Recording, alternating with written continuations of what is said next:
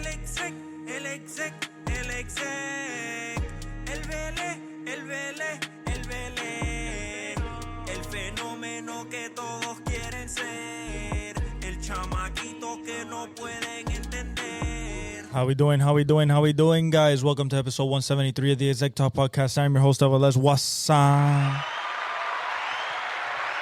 All right, so I know that this is one episode of the week. I also know that it's tomorrow Sunday, so you guys are going to be getting this Sunday morning. Happy Valentine's Day to everybody that with your significant others or, with yourself. Always love yourself as well. God bless you guys. Just been a hectic week at work. Been getting home too tired to give you guys the energy. Stuff getting in the way and stuff like that. So, and then of course Valentine's Day with my lady. So back at it here to break down another boring Super Bowl. First boring Super Bowl since Broncos Seahawks, since that destruction. And this was another destruction. This was another D-line dominating O-line, dominating D-line for one side, and none of the plan that Andy Reid, Travis Kelce, Patrick Mahomes, or Spags had, or Chris Jones had for this game worked. Nothing worked. The Eagles never blitzed the whole game, never blitzed. Got 6 sacks out of it. Mahomes was never comfortable.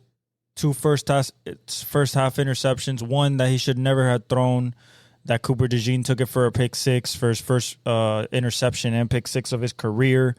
The other one by Zach Baun after Patrick gets hit on his left side by a bull rush by, I believe it was Josh Sweat, that basically took Joe Thuney all the way back there while they were deep in their end zone.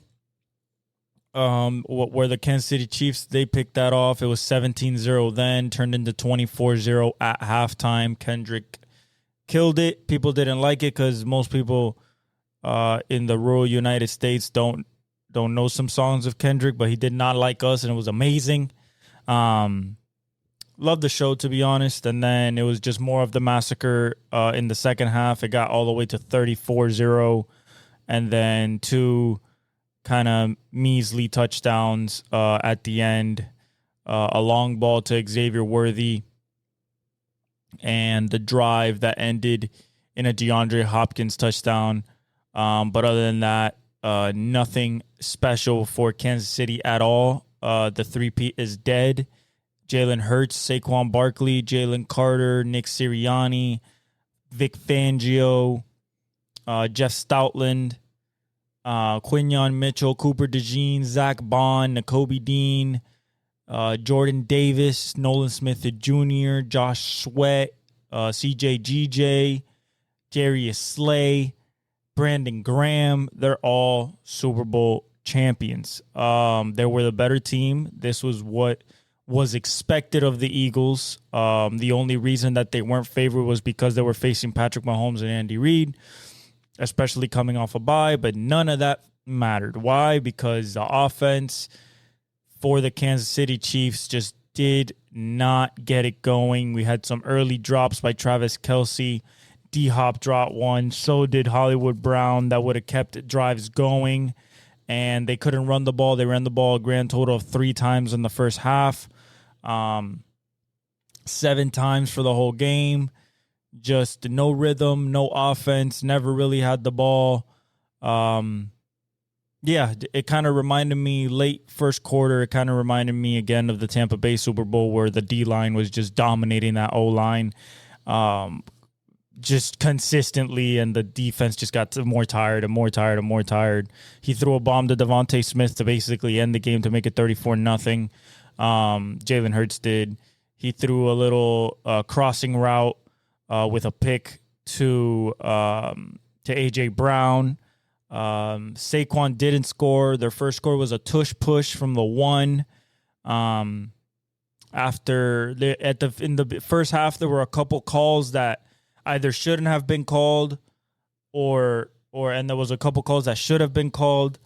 Those could have swung at least the beginning part of the game, but I think it was inevitable for the Eagles to win this game on the back of just Jalen Hurts and that O-line and that D-line. The D-line was, to me, the MVP. The MVP was Jalen Hurts, deservedly so. But I think that overall, this was a team effort in every sense of the word, and the sum of the parts was way better. Well, not even talent and overwhelming size is what won this Super Bowl over finesse.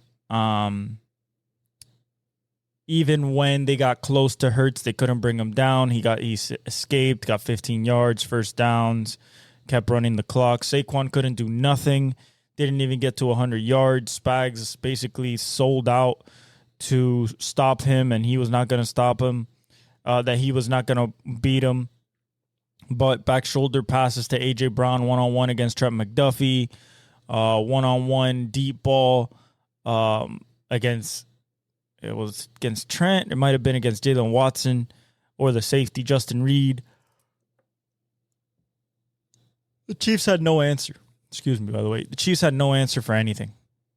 And for a guy that, loves the Chiefs and wanted the three-peat and everything, it was very disappointing to see him go out that way. If we go, it was 40-22, but it wasn't really that close. Like I said, it was 30. Let's see here. That's 17 plus 7 is 24 plus 10, 30. Yeah, it was 34-0. And then the Chiefs scored, went for a 2-point conversion, didn't get it, 34-6. And then the fourth quarter, Chiefs scored 16, but it really didn't matter because it was all in garbage time against not a very determined defense. It was a 40-22 game. Jalen Hurts scored on a tush push with 6:15 left. Jake Elliott got a field goal. It was 10-0. Cooper DeSean returns the pick six, 17-0. A.J. Brown, the crossing route, 24-0. That's halftime. That's basically over right there. And the little bit of hope left from the kickoff at halftime for the Chiefs didn't even matter. They stopped them 27-0 with a Jake Elliott field goal. Then you have DeDonta Smith on the 46-yard bomb. 34-0. Game's over at that point. Xavier Worthy catches a touchdown, failed 2-point conversion. Jake Elliott hits another field goal, 37-6. Another field goal from 50, 40-6. It's just over already. DeAndre Hopkins catches a 7-yard pass to make it 14-40, and Xavier Worthy catches a bomb of 50 yards to make it 22-14. Mahomes went 21 for 32, 257, 3 touchdowns, 2 picks. Not very good. Jalen Hurts just went 17 for 22, 221, 2 touchdowns, 1 pick, and 1 rushing touchdown. Didn't really have to do much, just had to be efficient. The leading rusher for the Kansas City Chiefs was Patrick Mahomes at 4 carries for 25 yards.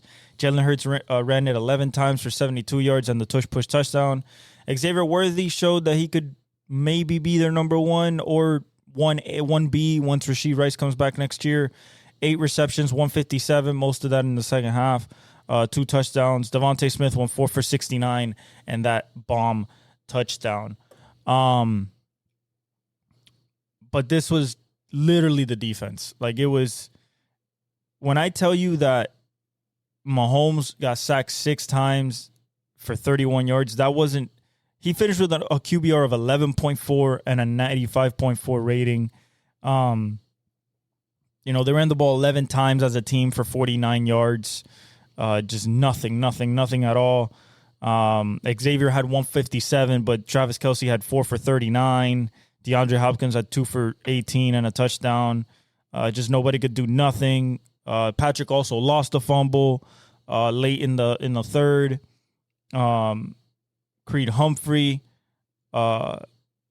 fumbled. even though Patrick, I think, recovered that one. And then the defense just couldn't do nothing. You had 1 sack by Drew Tranquil, 1 sack by George Karlaftis, and that was pretty much it. Brian Cook caught a pick that could have been very important, but they got 3 and outed right after that did the Chiefs, so they did nothing with it. And then that's it. It was a massacre, guys. It wasn't enjoyable at all, to be honest. 17-22, 221. He had a QBR of 75.4, 119.7 rating. This time about Jalen Hurts. He ran 11 for 72 and a touchdown, led the team. Saquon went 25 carries for 57 yards. So nothing really. Devontae Smith went 4 for 69 and a touchdown. A.J. Brown 3 for 43 and a touchdown. Dallas Goedert only caught 2 balls. Saquon was 6 for 40 on the ground. Milton Williams recovered a fumble that he caused. And then you had Josh Sweat with 2.5 sacks. You had Jalix Hunt, the rookie, with half a sack. You had Jordan Davis was a sack. Milton Williams with 2 sacks. Like, it was just like Jalen Carter had no sacks. He was just there. Cooper DeSean picked it off, returned it 38 yards to the touchdown. Zach Baun picked it off, a good pick. And that was it. It was a wrap, guys. I mean, I wish I could tell you anything more, but it was literally just Kansas City came with a bad game plan, didn't stick to what got them there, which was the short intermediate routes. It looked like Kelsey might be on his last legs unless he goes back this offseason and drinks some elixir of some kind, because he looks slow. He looks like he's not getting off the ball in time. People say that this made Patrick fall on the totem pole. I still think that he's right behind Brady. I still think he's right behind Brady. I think he has more to win. But it's has to be the way that they used to win, I think. I think they have to go back to an explosive offense. I don't think this dink and dunk stuff is going to work in the playoffs against teams like the Philadelphia Eagles. I think the first thing they have to figure out is the offensive line, move Joe Thuney back to guard, and find 2 left tackles somewhere. Try to take a big swing for like a Laramie Tunsil, something, or draft up in the draft, even though this is a good offensive lineman draft, because they got mollywopped at the line. Mollywopped. No blitzes. 0. None. No blitzes. And sacked 6 times, pressured him more than 50% of the time. There was a series that was 3 straight sacks, 2 straight sacks back to back. It was bad. It was really bad. We'll just see next year. Shout out to the Philadelphia Eagles. They're going to be a force to be reckoned with. They still have to contend with Washington. We'll see what Dallas does, which is I doubt it. They'll do anything. Giants, we'll see what they do. If they don't get a quarterback, I doubt they do anything. The Vikings certainly in it with J.J. McCarthy. I think J.J. is going to be their starter next year. You have the Falcons are intriguing with Michael Penix and that whole offense. They need to add people to the defensive side of the ball. We'll see what Kellen Moore does in the Saints. He got hired right after the Super Bowl with the Saints, so he just stayed in NOLA. It's a big offseason. There's T. Higgins out there. Stephon Diggs is out there. Hollywood Brown is out there. Myles Garrett asked for a trade. He wants out. Micah Parsons, are they going to pay him, or are they going to let him go or trade him? There is a lot. Stafford talked about with the Giants. If I'm Stafford, I stay with the Rams just because of McVay. So there's a lot of things going on. It was a great NFL season, an absolutely amazing NFL season, exciting. Records were broken. We had a Triple Crown winner. We had a 2,000-yard rusher. Josh Allen won the MVP over Lamar, which I don't know how that happens if Lamar is going to be the AP first team All-Pro and the same people voted. They voted Josh Allen as the most valuable player because he did stuff with less and stuff like that. But when you look at the numbers, history is going to look back at as basically a thrown away season for Lamar with no trophy, no nothing, just a first team All-Pro in his Hall of Fame career. Josh Allen gets himself a trophy after being up there in the top 3 for so long. Saquon wins Offensive Player of the Year, which basically leaves Jamar Chase, unfortunately, with a Triple Crown season with no accolades besides a first-team All-Pro. You had Arik Armstead won the Walter Payton Man of the Year. Joe Burrow won Comeback Player of the Year. Offensive Rookie of the Year, of course, went to Jaden Daniels. Defensive Rookie of the Year went to Jared Verse. Defensive Player of the Year was exactly as I predicted, Pat Surtain. Another corner wins it. The first guy since, I believe, Charles Woodson to win it, or Gilly, Stephon Gilmore.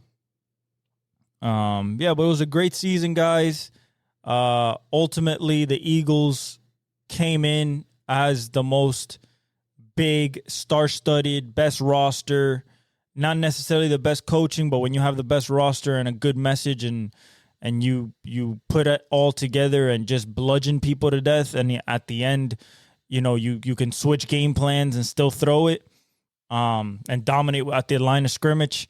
That's all it takes, even to beat the greats as Patrick Mahomes and Andy Reid as convincingly as you did. Jalen Hurts is going to be talked about in different circles now. He is a Super Bowl champion. He is a Super Bowl MVP. He has outplayed Patrick Mahomes in both Super Bowls. Saquon is the greatest free agency acquisition ever. He just had the best running back season ever. He broke the record for most yards in a season for a running back in history. All he needed was 30 yards. He got 67, I think. He got 57, so he broke that. And A.J. Brown and Devontae Smith becomes one of the few guys in NFL history to win a national championship, a Heisman, and a Super Bowl in the same career. What do Kansas City do now? I think you really have to go get a number one. I think you go after a T. Higgins, maybe a Stephon Diggs. I also believe that you need to look at your offensive line and see if you only can, if by keeping Creed Humphrey, Trey Smith, and Joe Tooney, and then scouring the draft and scouring free agency or maybe a trade for 2 tackles that will protect the edges. I believe Travis might be contemplating retirement. That's what it's swirling about right now, even though he said he would like to play 3 more years, or at least 3 more years. So we'll see what happens. He says he has to go back and regroup and think about it.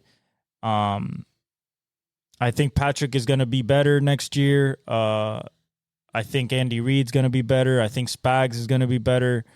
They really do need another edge rusher, another difference maker. If I was them, I would try to maybe go after Myles Garrett, maybe even try for Michael Parsons, maybe even try for Trey Hendrickson, somebody of that caliber to put next to Chris Jones. Get another legit corner. One more linebacker. Or maybe a dominant D tackle. Maybe in the draft you could find one as well. But shout out to the Eagles. No hard feelings. It was a great season. You bludgeoned everybody, and at the end you bludgeoned the defending Super Bowl champion. So shout out to the Eagles. Shout out to Nick Sirianni. We can't talk shit about him no more. He's a Super Bowl winning coach, taking his team to 2 Super Bowls in the last 3 years. So has Jalen Hurts. I'm really happy for guys like A.J. Brown, I'm happy for guys like the whole Georgia squad: Jalen Carter, Jordan Davis, Nakobe Dean, Kaylee Ringo. Um, I'm happy for all those guys that they get Nolan Smith Jr. that they get to share, uh, along with the 2 rings that they got at Georgia for national championships. They share a Super Bowl ring as well, and congratulations to the city of Philadelphia as well. We'll see what happens next season. Next is the draft, the combine, and all that. We'll get into that as it approaches. But yeah, great season, NFL. As for legacies, I believe Patrick can still catch Tom. He's only about to be 30. He has 3. He needs 4 more to match him. I think he can get there. It's going to be a lot tougher not having this one and also not having the 3-peat. But I think that if they make the right strides and make the right moves, that they can get there, but it's getting a lot tougher. I think you still have to worry about Lamar. You still got to worry about Josh Allen. And, of course, the stuff that's coming in, your C.J. Strouds. And that's just on the AFC side. Your Joe Burrows, your Justin Herberts. Bo Nix, that we'll see about everybody else, but that's the threat right now for Kansas City. And now I think there has been a shift to what is a better overall opponent. It used to be the AFC were dominant because of their quarterback play. But now with this Eagles team being so young, 23, 24-year-olds, 22-year-olds all across that defense, I think that is going to be very interesting for the AFC to deal with that team, especially if Saquon stays and that offensive line is still relatively young besides Lane Johnson and Landon Dickerson. Cam Jurgens is young, Mailata, Lane is probably the oldest on the line. So it's going to be very, very, very fun to see what this Eagles team does, especially against a restacked Washington team next year. Green Bay is going to come back better. Chicago's going to try to come back better. Detroit is obviously going to come back with a vengeance, especially healthy on the defense, with Aiden Hutchinson and maybe an addition of Myles Garrett on the other side. That would be insane, but that it might be something they'd be looking into. But shout out to the Eagles on winning Super Bowl 59. All right. In baseball news, we have Bregman, Alex Bregman. You got to... Unfortunately for me, I'm a Yankees fan. I'm also a Houston fan. He went to the Red Sox. So now on a 3-year deal. So now, and there was a 6-year deal on the table. I'm guessing from the Astros, he turned that down to have the flexibility of the 3-year deal. What do I think about this? Now the Yankees have a way more of a threat in the AL East. And the reason I say that is because you look at the pitching rotation for the Red Sox with the addition of Greg Crochet, Walker Buehler, Bayo, and Cutter Crawford, and stuff like that. I think that, that's a solid. It's not going to be better than the Yankees. I think Max Fried, Garrett Cole, Rodon, Hill, and Schmidt is pretty legit. But I think that on the lineup side, that they definitely have some be able to cancel out what some of the Yankees things do. I think that having a Devers, having a Story, having a Rafaela, and now a Bregman with Duran, you're going against probably leading off Volpe, then probably Bellinger, then Judge, then Giancarlo, or maybe Goldschmidt in some place there. And so I think that their lineup is formidable. I think they're going to be great games. I still give the Yankees a slight edge, but it's a great get for the Boston Red Sox to get Alex Bregman on his way to be a future Hall of Famer. All right. Other than that, we have the Daytona 500 tomorrow. Really excited for that. That will give us an indication about how this season is going to play out a little bit. And then we have the All-Star Skills Challenge and 3-point happening right now. But I wanted to talk about a little bit about NBA now that we're going to get deeper into it. The standings at the All-Star break are Cleveland, Boston. Boston's 5.5 games back, but Boston's still playing that Boston style, so I don't expect them to fall off anytime soon. The Knicks have been playing incredible. The Cleveland Cavaliers have been playing great as well. They're 25-4 at home, 19-6 away. They've won 4 in a row. They're 8-2 in their last 10. 8-2 in their last 10 is also Boston. 8-2 in their last 10 is also the Knicks. I think that they just like separate themselves. The addition of Cat has been absolutely amazing for the Knicks. Brunson finally found his groove. Boston just has basically a 4 or 5-headed monster plus Pritchard coming off the bench. And then Cleveland just has an offensive onslaught, a defensive onslaught with Mobley and Jared Allen. And then you have Donovan Mitchell and now you have DeAndre Hunter, and Darius Garland. So I think it's just going to be a battle between those three for those 3 spots. Then you have Indiana 13.5 games back. New York is 8 games back of the first spot. Boston's 5.5 games back. Milwaukee's 14.5 games back, just a game back of the Pacers. They're 4-6 in the last 10 because there's no Giannis. Detroit is the sneaky team this year. 15.5 games back, just a game back of Milwaukee. Detroit's been playing well. Ausar, Cade, no Jaden Ivey, of course, but then you have Jalen Duren.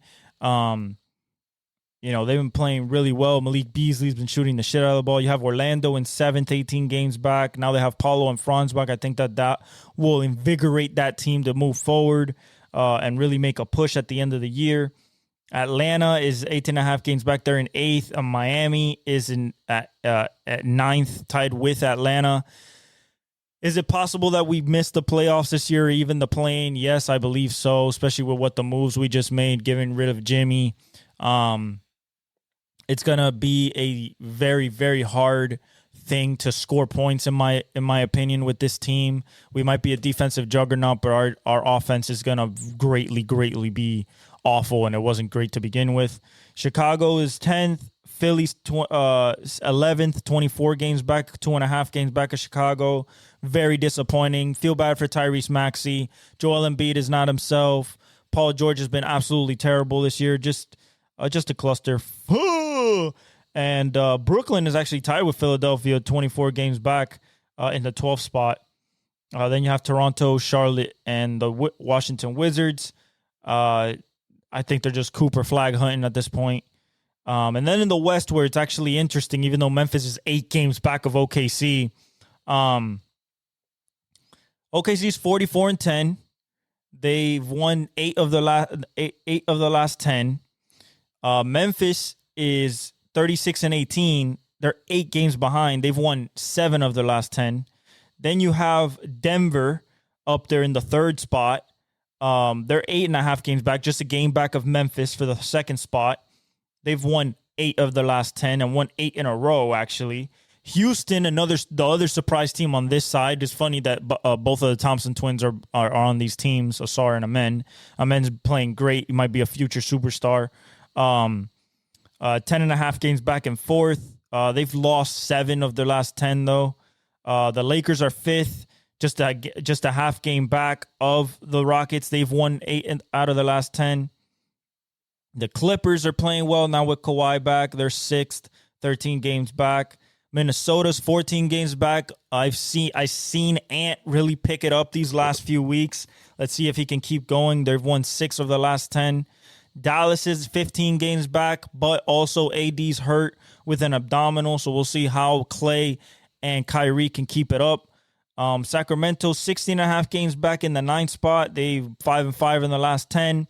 And then Golden State is 10th, 16 games back, tied with Sacramento.